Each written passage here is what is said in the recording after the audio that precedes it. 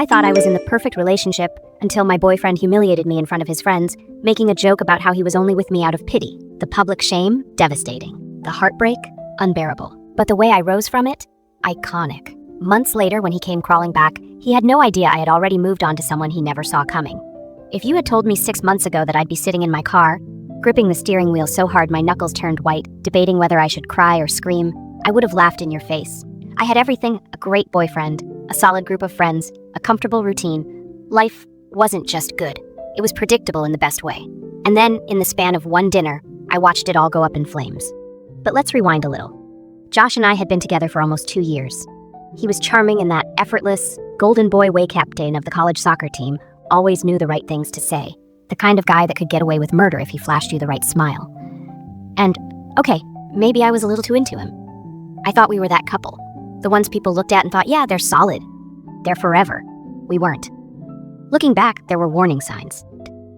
The way he always made little comments about my outfits. Are you really wearing that? Like it was casual conversation. The way he'd brush off my achievements. That's cute, babe, but it's not that big of a deal. The way he was fine with showing me off in private but never really claimed me when we were out with his friends. But I ignored it, because when it was just us, things were good. He loved me, or at least I thought he did. Until the dinner. Josh had invited me out to dinner with his friends, his teammates, the ones I never fully clicked with, but tried my damn hardest to get along with. We were at this nice Italian restaurant, the kind where the breadsticks are actually good and the lighting is just dim enough to make everything feel a little more romantic. I was so excited. It felt like progress. He had never really included me in their boys' nights before, so I thought, maybe this is him finally making me part of his world. I was an idiot. It started out fine. Drinks, food, some inside jokes I didn't quite get but laughed along with anyway. And then, somewhere between the appetizers and the main course, the conversation turned to relationships. One of the guys, Matt, nudged Josh with his elbow, smirking. Dude, you really downgraded after your ex, huh? Silence. My stomach dropped. Josh laughed. Not an awkward, brush it off laugh. A real, genuine laugh. The kind that made my skin crawl. And then, in front of everyone, in front of me, he said, you know how it is, man. Sometimes you just settle. Settle. The word rang in my ears like a siren. The whole table burst into laughter, and for a second I thought I had misheard him. Surely. He wouldn't say that. Not about me. Not in front of everyone. But then I saw the look on his face, that lazy, careless smirk. The one he always had when he knew he had the upper hand. I felt the heat rush to my face. I waited for him to backtrack, to say it was a joke, to do something. But he didn't. And that was when I realized something so soul-crushingly obvious that I almost laughed. I had spent 2 years loving someone who thought I was a consolation prize. I didn't even know what to say. My mouth opened, then closed. My fingers dug into the napkin on my lap so hard I thought it might tear. The worst part? Nobody defended me. Nobody even looked uncomfortable. It was just another joke to them. I couldn't breathe. So, I did the only thing I could think of. I stood up. Chairs scraped against the floor as I shoved mine back, my heart hammering so loud I was sure they could all hear it. You know what, Josh? My voice was surprisingly steady. I really hope you enjoy your dinner. Then, without another word, I picked up my purse, turned on my heel, and walked the hell out of that restaurant. I didn't stop until I was outside, the cold night air slamming into me like a punch. My hands were shaking. My chest felt tight. I should have cried. I wanted to cry, but I didn't. Instead, I pulled out my phone, opened up our messages, and typed out one final text before blocking his number. Enjoy settling. I'm done. And for the first time that night, I felt free. I didn't cry that night. I thought I would. I thought I'd break down in my car, sobbing into my hands, mascara streaking down my face like some tragic movie character. But I didn't. Instead, I drove home in eerie silence, gripping the steering wheel so hard my knuckles turned white. The only sound was my heartbeat thudding in my ears, each pulse reminding me of what had just happened. Josh had humiliated me, in front of everyone, and I just walked away. I should have slapped him, should have thrown my drink in his face like they do in those satisfying TikToks. Instead, all I did was type out a pathetic text and leave. The anger hit me later. Hours later, when I was lying in bed staring at the ceiling, replaying the night in my head like some sick joke. Settle. The word echoed like a slap. I grabbed my phone, opened Instagram. The first post on my feed, Matt's story. A boomerang of their table at the restaurant, drinks raised, laughing faces, and right at the end, a flash of blonde hair Josh, grinning like he hadn't just crushed me under his boot. I swiped up. Matt, damn, she really dipped like that. Ryan shall be back. She always does. Josh, LMAO. And that was it. No remorse, no guilt, not even acknowledgement of what had done. I locked my phone and threw it onto the floor. Screw him. Screw all of them. The next day, it hit me like a truck. You know that moment when something truly awful happens, and for a little while, you can trick yourself into thinking it wasn't that bad? That maybe, if you just ignore it, it'll disappear? Yeah, that illusion shattered the second I stepped onto campus. It started small. Whispers in the hallway, stares, that quiet, suffocating tension that made my stomach churn. And then, in the middle of the quad, I heard it. She really thought she was wifey material? Laughter. Sharp, cruel. My entire body went cold. I turned my head too fast, too obvious, and there they were. A small group of people near the fountain, huddled together like a pack of hyenas. And Josh. Josh, standing there like he hadn't just wrecked my self-esteem in front of half his team. Our eyes met for a split second, and I swear, I saw it. That flicker of amusement. Like this was funny to him. Like I was funny to him. Something snapped. I don't even remember what I said, if I said anything at all. But I do remember turning on my heel, marching straight past them and forcing myself to keep my head high. I wouldn't let him see me crack. Not here. Not now. But the moment I reached the nearest bathroom, I locked myself in a stall and finally let the tears come. It was over. Not just the relationship, not just Josh, but everything. 2 years. 2 years I had spent with him. 2 years of giving him my time, my energy, my love only to become a joke the second he was done with me. And the worst part, I had no idea how to come back from this. For the next few days, I went into full-on ghost mode. Skipped classes, ignored texts, didn't check social media. The thought of logging on and seeing my name in some humiliating group chat made my skin crawl. But eventually, people stopped talking. Drama has a shelf life, and apparently mine had expired. Or at least, that's what I thought until Katie showed up at my door. Katie was my best friend. The ride or die, I will slasher movie your ex if you ask kind of best friend. And she was pissed. The absolute audacity of this man, she fumed, throwing herself onto my bed like she was about to start a war campaign. I don't know how you're not burning his stuff right now. I groaned into my pillow. Because I have dignity? Dignity is overrated.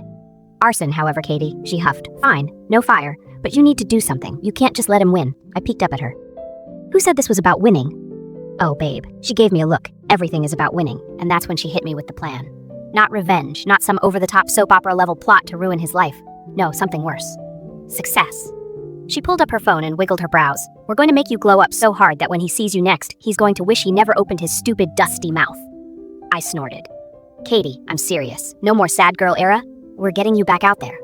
Starting now. I opened my mouth to argue, but something in my chest shifted.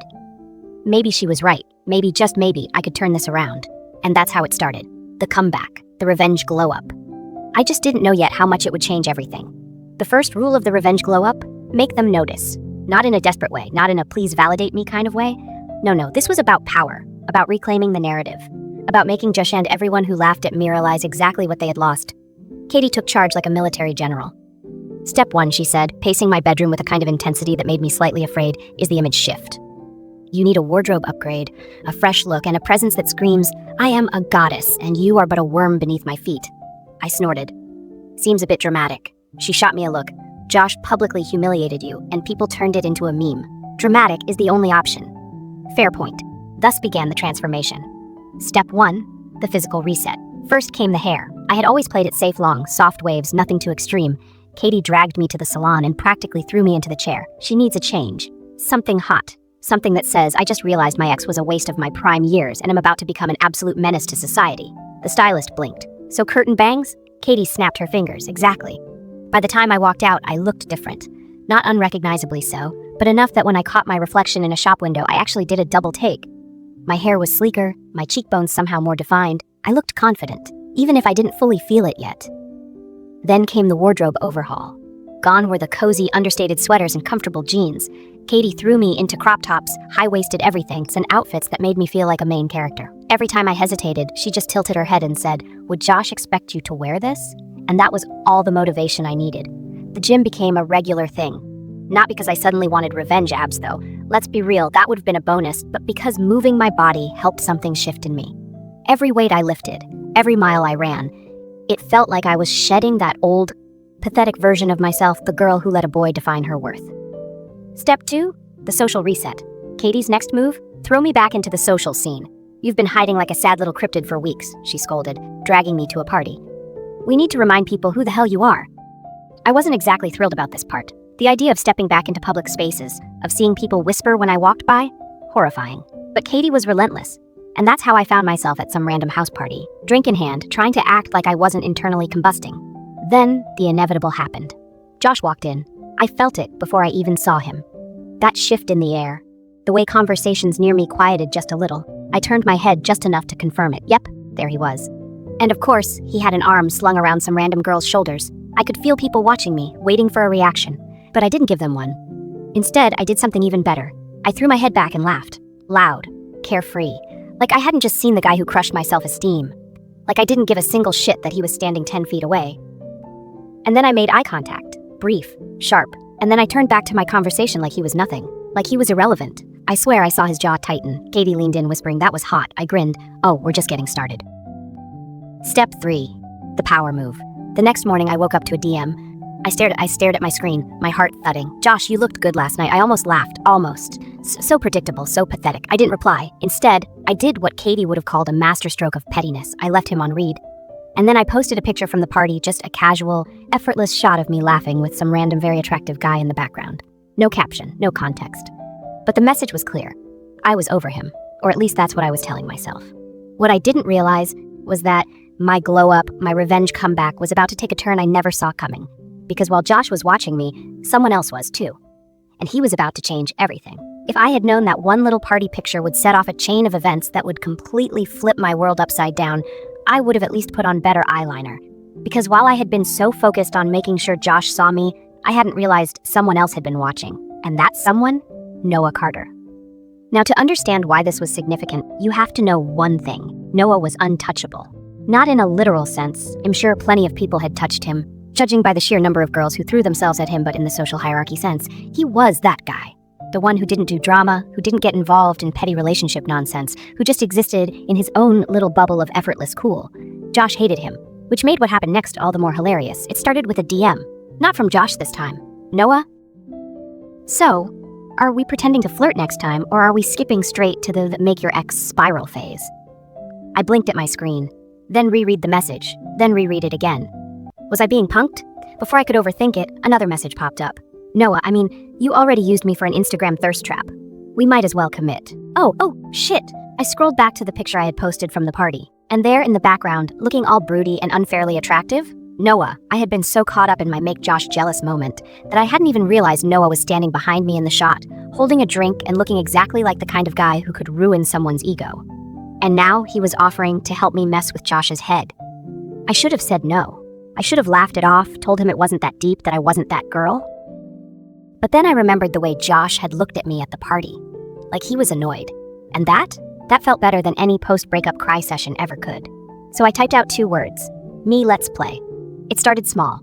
A few accidental sightings around campus, a comment on one of my posts that was just flirty enough to make people wonder. Then a few days later, a group hangout where Noah, who never played into social media nonsense, casually posted a picture of us together on his story.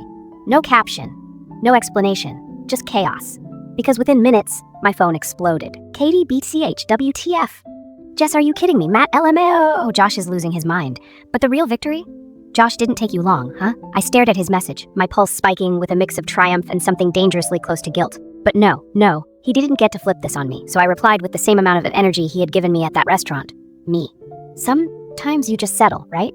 And then I blocked him. For the first time since the breakup, I felt like I was winning. But the thing about playing games, sometimes they stop feeling like games. Because what started as a joke, a fun little revenge plan, quickly turned into something else, something real, something dangerous. Because the more time I spent with Noah, the more I realized something terrifying. I didn't have to fake liking him, and I was pretty sure he wasn't faking it either. Here's the thing no one tells you about fake dating your ex's worst enemy. At some point, the lines start to blur. What started as a simple planned flirt with Noah, make Josh jealous, move on quickly, spiraled into something much more complicated. Because Noah? He wasn't playing this like it was a joke. He was playing to win. And the worst part? I didn't even know if I wanted to stop him. It wasn't one big moment that changed things. It was a series of small ones. The way he'd casually drape his arm around my shoulders when we walked through campus. Like it was effortless. The way he always pulled me into conversations, making sure I wasn't just there but noticed. The way he looked at me when he thought I wasn't paying attention. It was dangerous. Because I could feel it happening. I could feel myself slipping, forgetting that this was supposed to be an act. And then came the party. Because of course, it always comes back to a party. It was one of those huge end-of-semester blowouts. Loud music, cheap drinks, the whole campus crammed into a too-small house. I wasn't even planning on going, but Noah had insisted. Josh is gonna be there, he had said. You want to give him something to look at, don't you? And yeah, I did. But I also didn't expect to enjoy it. because the second we walked in together, Noah was on me. Not in a suffocating way, just enough to make it obvious. His hand on my lower back. The way he leaned in when he spoke, like he actually cared about my responses. And then, in the middle of the party, he did something that flipped my entire world upside down. He pulled me onto the dance floor. Now, I am not a dancer. I have the rhythm of a malfunctioning Roomba. But Noah, he didn't care. He just grabbed my hand, spun me into him, and whispered, "Relax." And for some reason I did. I let him guide me, let myself get lost in the music, in the warmth of his hands, in the way he looked down at me like I was something worth staring at. And then just as I was starting to get a little too comfortable, I saw him. Josh, standing across the room, watching us with a clenched jaw and a drink he was gripping way too tightly. A normal person would have looked away, would have ignored him. I wasn't a normal person. I turned back to Noah, heart pounding. "Kiss me." His brows lifted, just slightly. "You sure?" I swallowed, nodded. "Make it believable." His lips curled into the tiniest smirk, and then he kissed me. I don't know what I was expecting, something quick, something fake. But Noah Carter didn't do fake. His hand slid up my back, fingers curling into my hair, and he kissed me like we were the only two people in that entire house. Slow, confident, devastating. My brain short-circuited, and when we finally pulled apart, I could barely breathe. "Believable enough," he murmured against my lips.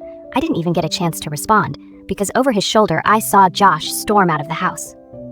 And that should have been the most satisfying moment of the night. But all I could think about was the way my stomach flipped when Noah's lips were on mine, and how I never wanted it to end. The problem with playing pretend is that eventually you forget what's real. After that night at the party, everything changed. The rules, the unspoken ones we had set when this all started, were shattered the second Noah kissed me like I was the last good thing on earth. And the worst part? I let myself believe it wasn't just for show. For the next few days, I kept waiting for the moment it would all go back to normal. For Noah to make some offhand comment about how we pulled off the ultimate move, how we really got under Josh's skin, but that moment never came. Instead, he started acting like we weren't faking it at all. He still walked me to class, still sent me stupid TikToks at 2 a.m., like we had been doing this for years. But now there was something different. The way his hand lingered on my waist just a second too long. The way he looked at me when he thought I wasn't paying attention. The way my heart reacted every single time I saw him. It wasn't a game anymore, at least not to me. And then, just as my stupid heart was starting to hope, Josh made his move, because of course he did. It was the end of the week and I was sitting outside the library scrolling through my phone when I heard his voice. I guess it didn't take long for you to throw yourself at someone else. I didn't even flinch, didn't look at him, just let out a slow breath and said, "Svo, and yet you're still here talking to me." Josh scoffed, stepping closer. "You really think Noah's serious about you? Has using you to piss me off?" I finally glanced up.